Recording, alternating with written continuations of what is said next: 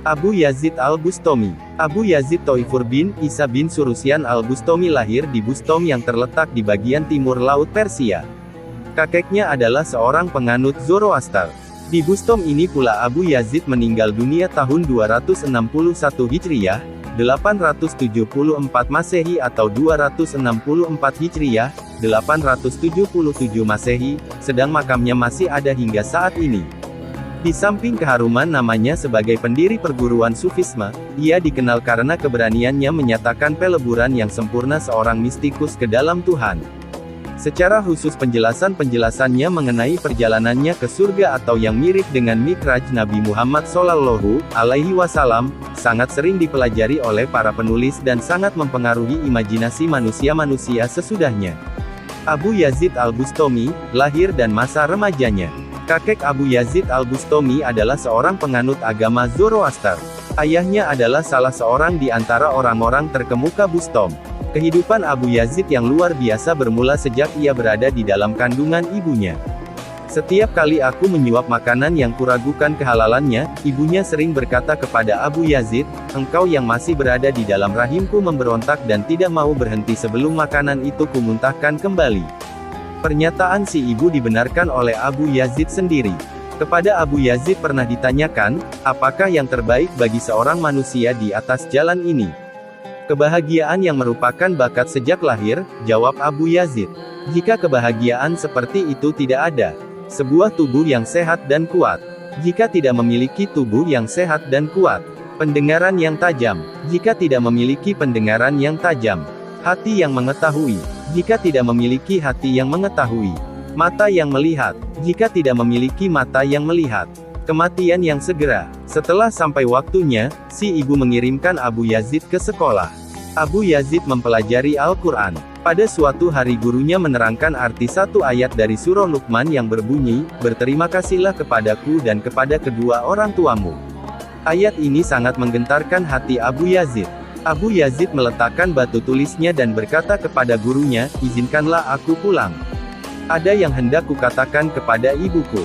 Si guru memberi izin, Abu Yazid lalu pulang ke rumahnya.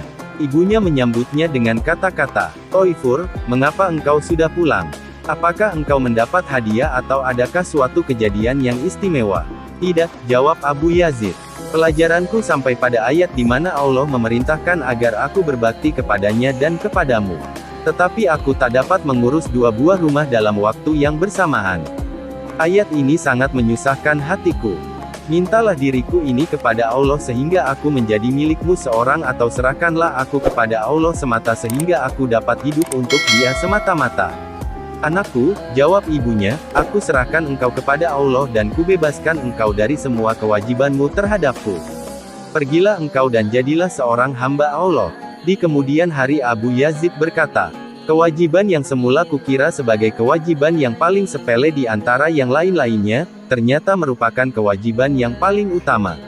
Yaitu kewajiban untuk berbakti kepada ibuku.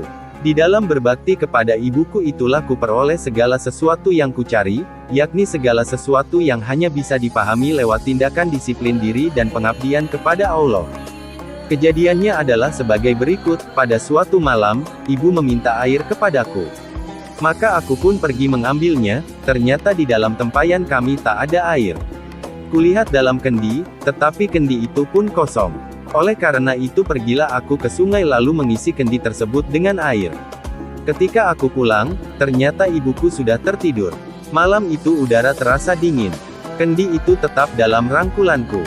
Ketika ibu terjaga, ia meminum air yang kubawa itu kemudian memberkati diriku. Kemudian terlihatlah olehku betapa kendi itu telah membuat tanganku kaku. "Mengapa engkau tetap memegang kendi itu?" ibu bertanya. "Aku takut ibu terjaga sedang aku sendiri terlena," jawabku. Kemudian ibu berkata kepadaku, "Biarkan saja pintu itu setengah terbuka. Sepanjang malam aku berjaga-jaga agar pintu itu tetap dalam keadaan setengah terbuka dan agar aku tidak melalaikan perintah ibuku. Hingga akhirnya fajar terlihat lewat pintu, begitulah yang sering kulakukan berkali-kali." Setelah si ibu memasrahkan anaknya kepada Allah, Abu Yazid meninggalkan Bustom, merantau dari satu negeri ke negeri lain selama 30 tahun, dan melakukan disiplin diri dengan terus-menerus berpuasa di siang hari dan bertirakat sepanjang malam. Ia belajar di bawah bimbingan 113 guru spiritual dan telah memperoleh manfaat dari setiap pelajaran yang mereka berikan. Di antara guru-gurunya itu ada seorang yang bernama Sodik. Ketika Abu Yazid sedang duduk di hadapannya, tiba-tiba Sodik berkata kepadanya, "Abu Yazid, ambilkan buku yang di jendela itu." "Jendela? Jendela mana guru?" tanya Abu Yazid. "Telah sekian lama engkau belajar di sini dan tidak pernah melihat jendela itu." "Tidak," jawab Abu Yazid, "apakah peduliku dengan jendela? Ketika menghadapmu, mataku tertutup terhadap hal-hal lain. Aku tidak datang ke sini untuk melihat segala sesuatu yang ada di sini." "Jika demikian," kata si guru, "kembalilah ke Bustom. Pelajaranmu telah selesai." Kisah selanjutnya, Abu Yazid mendengar bahwa di suatu tempat tertentu ada seorang guru besar. Dari jauh Abu Yazid datang untuk menemuinya. Ketika sudah dekat, Abu Yazid menyaksikan betapa guru yang termasyhur itu meludah ke arah kota Mekah, karena itu segera ia memutar langkahnya. Jika ia memang telah memperoleh semua kemajuan itu dari jalan Allah, Abu Yazid berkata mengenai guru tadi, niscaya ia tidak akan melanggar hukum seperti yang telah dilakukannya. Diriwayatkan bahwa rumah Abu Yazid hanya berjarak 40 langkah dari sebuah masjid, ia tidak pernah meludah ke arah jalan dan menghormati masjid tersebut. Kisah selanjutnya, perjalanan Abu Yazid menuju Ka'bah memakan waktu 12 tahun penuh. Hal ini karena setiap kali ia bersua dengan seorang pengkhotbah yang memberikan pengajaran di dalam perjalanan itu. Abu Yazid segera membentangkan sajadahnya dan melakukan sholat sunat 2 rakaat. Mengenai hal ini Abu Yazid mengatakan, "Ka'bah bukanlah seperti serambi istana raja, tetapi suatu tempat yang dapat dikunjungi orang setiap saat." Akhirnya sampailah ia ke Ka'bah tetapi ia tak pergi ke Madinah pada tahun itu juga. Tidaklah pantas perkunjungan ke Madinah hanya sebagai pelengkap saja, Abu Yazid menjelaskan. "Saya akan mengenakan pakaian haji yang berbeda untuk mengunjungi Madinah." Tahun berikutnya sekali lagi ia menunaikan ibadah haji. Ia mengenakan pakaian yang berbeda untuk setiap tahap perjalanannya sejak mulai menempuh padang pasir. Di sebuah kota dalam perjalanan tersebut, suatu rombongan besar telah menjadi muridnya dan ketika ia meninggalkan tanah suci, banyak orang yang mengikutinya. "Siapakah orang-orang ini?" ia bertanya sambil melihat ke belakang. "Mereka ingin berjalan bersamamu," terdengar sebuah jawaban. "Ya Allah, Abu Yazid bermohon, janganlah engkau tutup penglihatan hamba-hambamu karenaku.